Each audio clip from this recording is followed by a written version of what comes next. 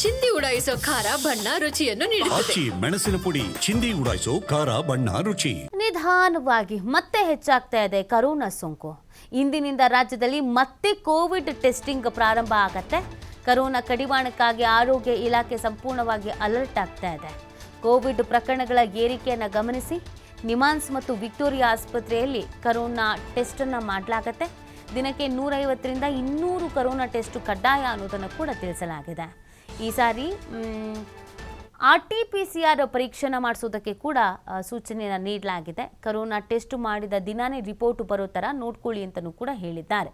ಇನ್ನು ಕರೋನಾಗೆ ಸಂಬಂಧಪಟ್ಟಂತೆ ಗೈಡ್ಲೈನ್ಸನ್ನು ಕೂಡ ಹೊರಡಿಸಲಾಗಿದೆ. ಗೈಡ್ಲೈನ್ಸ್ ಬಗ್ಗೆನೂ ಹೆಚ್ಚಿನ ರೀತಿಯಾದಂಥ ಗಮನ ಹರಿಸಬೇಕಾಗತ್ತೆ. ಏನಿದೆ ಗೈಡ್ಲೈನ್ಸ್ ಈ ಬಾರಿ ಇದು ಕರೋನಾದು ಅಂತ ನೋಡೋದಾದರೆ, ಗರ್ಭಿಣಿಯರು ಮಕ್ಕಳು ಎಲ್ಲ ಮುಂಜಾಗ್ರತಾ ಕ್ರಮವನ್ನು ವಹಿಸಬೇಕು ಅನ್ನೋದನ್ನು ಕೂಡ ತಿಳಿಸಲಾಗಿದೆ.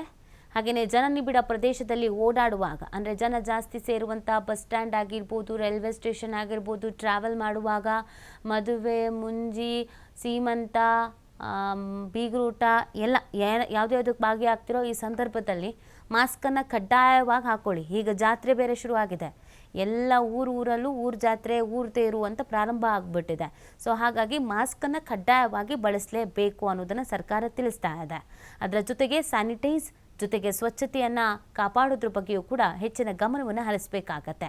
ಸಾರ್ವಜನಿಕರು ಇದರ ಬಗ್ಗೆ ಹೆಚ್ಚು ಗಮನ ಹರಿಸಬೇಕು ಅನ್ನುವಂಥ ಸೂಚನೆಯನ್ನು ಕೂಡ ನೀಡಲಾಗಿದೆ. ಹಾಗೆಯೇ ಜ್ವರ, ಶೀತ, ತಲೆನೋವು, ಸುಸ್ತು, ಈ ಥರದ್ದು ಉಸಿರಾಟದ ಸಮಸ್ಯೆ ಕಂಡು ಬಂದಲ್ಲಿ ಕರೋನಾ ಟೆಸ್ಟನ್ನು ಕಂಪಲ್ಸರಿ ಮಾಡಿಸಲೇಬೇಕು. ಮಕ್ಕಳು, ವೃದ್ಧರು ಹಾಗೂ ಆರೋಗ್ಯ ಸಮಸ್ಯೆ ಎದುರಿಸ್ತಾ ಇರುವವರು ಹೆಚ್ಚಿನ ಕಾಳಜಿಯನ್ನು, ಹೆಚ್ಚಿನ ಮುನ್ನೆಚ್ಚರಿಕೆಯನ್ನು ವಹಿಸಬೇಕು ಅನ್ನುವಂಥ ಸೂಚನೆಯನ್ನು ನೀಡಲಾಗಿದೆ. ಸೊ ಏನೋ ಸಮಸ್ಯೆ ಇದೆ ನಿಮಗೆ ಅಂತ ಅಂದಾಗ, ಆರೋಗ್ಯದಲ್ಲಿ ಏರುಪೇರು ಆಗಿದೆ ಅಂತ ಅಂದಾಗ ಸಹಜವಾಗಿ ವೃದ್ಧರು, ವಯಸ್ಸಾದವರು, ಅಂದರೆ ನಮಗೆ ಅನಿಸ್ತಾ ಇರುತ್ತೆ ನಮಗೆ ವಯಸ್ಸಾಗಿಲ್ಲ, ನಾವು ಗಟ್ಟಿ ಇದ್ದೀವಿ ಅಂತ. ಈಗ ಹಂಗಲ್ಲ, 60+ ಆಗ್ತಿದ್ದಂಗೆ ಸಮಸ್ಯೆಗಳು ಶುರುವಾಗ್ಬಿಟ್ಟಿರತ್ತೆ. ನಮ್ಮ ಇಮ್ಯುನಿಟಿ ಪವರು ಕಡಿಮೆ ಆಗ್ತಾ ಇರುತ್ತೆ. ಹಾಗಾಗಿ ಸ್ವಲ್ಪ ಎಚ್ಚರಿಕೆಯಿಂದ ಇರಿ. ನನಗೇನು ಆಗಲ್ಲ, ನನಗೆ ಬಂದುಬಿಡಲ್ಲ, ನಾನು ಆರಾಮಾಗಿದ್ದೀನಿ, ಏನಾಗ್ಬಿಡತ್ತೆ, ಹಾಸ್ಪಿಟ್ಲಿಗೆ ಯಾಕೆ ಹೋಗಬೇಕು, ಈ ಥರದ್ದೆಲ್ಲ ಉಡಾಫೆ, ಬೇಜವಾಬ್ದಾರಿ ಥರ ತೋರಿಸ್ಬೇಡಿ. ನಿಮ್ಮ ಎಚ್ಚರಿಕೆಯಲ್ಲಿ ನೀವಿರಿ. ಅದರಲ್ಲಿ ಮನೇಲಿ ಸಣ್ಣ ಸಣ್ಣ ಮಕ್ಕಳು ಇದ್ದಾರೆ, ವಯಸ್ಸಾಗಿರೋರು ಇದ್ದಾರೆ, ಗರ್ಭಿಣಿ ಬಾಣಂತಿ ಇದ್ದಾರೆ, ಹಾರ್ಟ್ ಪೇಷಂಟು, BP, ಶುಗರ್ ಪೇಷಂಟ್ಸ್ಗಳಿದ್ದಾರೆ ಅಂತ ಅಂದರೆ ದಯಮಾಡಿ ಸ್ವಲ್ಪ ಎಚ್ಚರಿಕೆಯನ್ನು ವಹಿಸೋದು ಸೂಕ್ತ. ಕಾರ್ಯಕ್ರಮಕ್ಕೆ ಹೋಗಲೇಬೇಡಿ ಅಂತ ಹೇಳಿದ ತಕ್ಷಣ ಹೋಗಲ್ಲ ಅಂತ ಮನೇಲಿ ಕೂರೋರು ಯಾರೂ ಇರಲ್ಲ, ಖಂಡಿತವಾಗಿ ಹೋಗ್ತಾರೆ.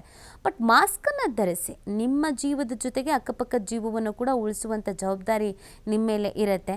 ನಾರ್ಮಲ್ ಆಗಿ ಈಗ ನೆಗಡಿ, ಕೆಮ್ಮು ಅಂತ ಬಂದಾಗ್ಲೂ ಕೂಡ ಅದು ವೈರಲ್ ಫೀವರ್ಸ್ಗಳು ಅಕ್ಕಪಕ್ಕದವರಿಗೂ ಸ್ಪ್ರೆಡ್ ಆಗೋದನ್ನು ನಾವು ನೋಡ್ತಾ ಇರ್ತೀವಿ. ಅಂಥದ್ರಲ್ಲಿ ಇದು ಕರೋನಾ ಕಳೆದ ಬಾರಿಯೆಲ್ಲ ಸಾಕಷ್ಟು ಅನುಭವಿಸಿದ್ದೀವಿ.